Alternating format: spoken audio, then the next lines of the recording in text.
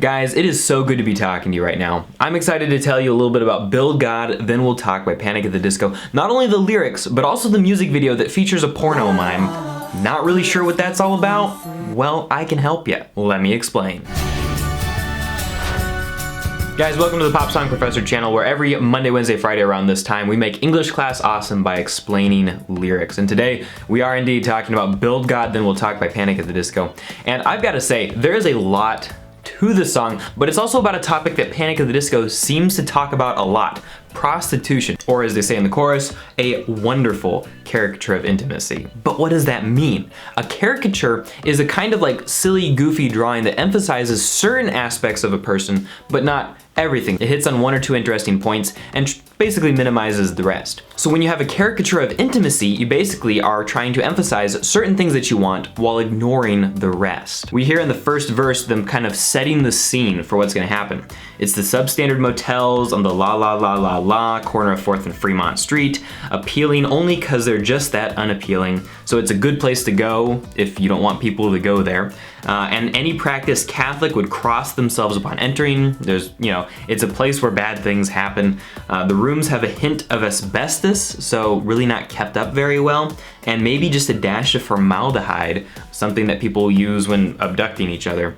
And a habit of decomposing right before your very eyes, and then into the chorus, along with the people inside. So there's something wrong with us, like it's so bad, so dirty, so evil maybe even, that it's falling apart in front of us. Well, in verse 2, we hear today's tenants range from a lawyer and a virgin, accessorizing with a rosary tucked inside her lingerie. She's getting a job at the firm come Monday, and the missus will stay with the cheating attorney. Moonlighting aside, she really needs his money. So this guy, this lawyer, is basically the worst. This girl is sleeping with him to be able to get a job at his law firm, and his wife is sticking with him because she needs the money. I think she kind of knows what's going on, even if she doesn't completely know, but because he has a lot of money, she's willing to stick with him. In fact, all three of these people are kind of terrible. At the very least, their priorities are completely askew, and they don't seem to have a lot of moral principles, which makes this hotel the perfect place for at least two of them to hang out. In verse 3, we hear, and not to mention the constable and his proposition for that, quote, virgin, which she maybe sells herself as. Yes, the one the lawyer met with on strictly business, as he said to the missus. Well, only hours before, after he had left, she was fixing her face in a compact. There was a terrible crash. And it's really difficult to know what they mean in this last verse. Not because it's like symbolic and really deep, but because their pronouns, not really sure who they refer to. So is this the wife who is fixing her face, or is this the girl? The timeline's a little bit weird, not really sure. But I think the basics we can pull away from this is that the constable or police officer also had sex with this girl. And it really sounds like the constable kind of like breaks in and he threatens this girl and makes her have sex with him, otherwise he'll arrest her for prostitution. When it says there was a terrible crash between her and the badge, she spilled her purse in her bag and held a purse of a different kind, I think that's sexual. So you can see how things deteriorate and how, once you make one mistake, sometimes they start to cascade on around you. When the constable hears that this girl is down for this kind of thing, and he kind of has this way to blackmail her and this leverage over her, he essentially rapes her. And the whole situation just keeps spiraling down. But maybe there's something happy in the song. We have the Raindrops on Roses, music from The Sound of Music, which is all about these are all of my favorite things. No, Panic! At the Disco is not gonna let us be happy. So we get into that. Raindrops on roses and girls in white dresses. Seems nice, right? Raindrops and roses, that's cool. Girls in white dresses, it's a symbol of virginity, purity,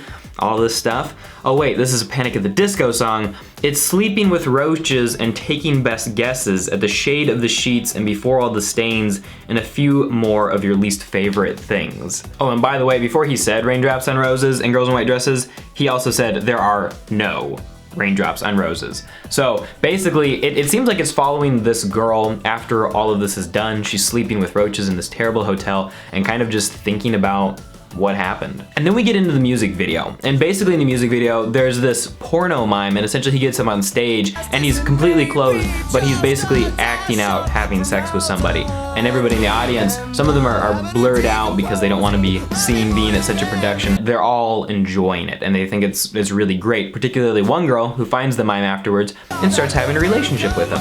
It starts out pretty like you know, cool and not super sexual at first, but it soon becomes, you know, like they're having mime sex together.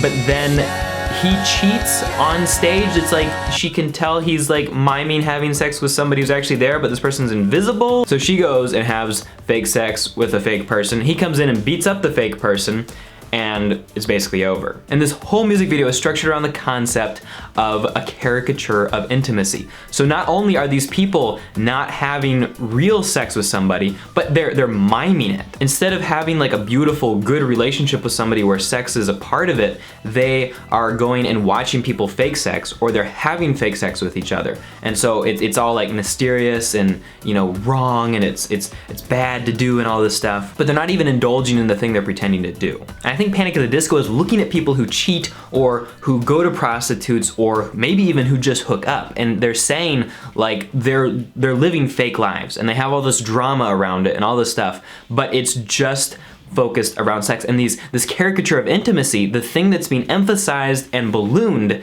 is the sex, and it's minimizing all of the other important real parts of intimate personal relationships. And that's essentially what prostitution and porno mimes are to Panic at the Disco. Quick, before you click away, what Panic at the Disco song do you want me to explain next time? Please comment that down below. Watch these explanations of Panic at the Disco videos. You guys are awesome. I hope that you enjoyed this, and I'll talk to you later. Oh, and come back on Friday for another explanation.